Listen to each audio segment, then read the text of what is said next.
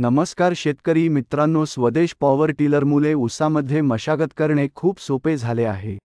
ऊसाची बालभरणी या मशीनने उत्तम प्रकारे होते।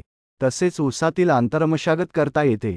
ऊसाला खत लावणे सुद्धा या मशीनने करता येते व तसेच इतर पिकांमधील आंतरमशागत, कोळपणी, वखरणी, माती लावणे, सरी सोडणे या प्रकारचे सर्व कामे या मशीनद्वारे होतात। तर वेळ घालवू नका, लवकरात लवकर बुक करा व बुकिंगवर आकर्षक डिस्काउंट मिळवा।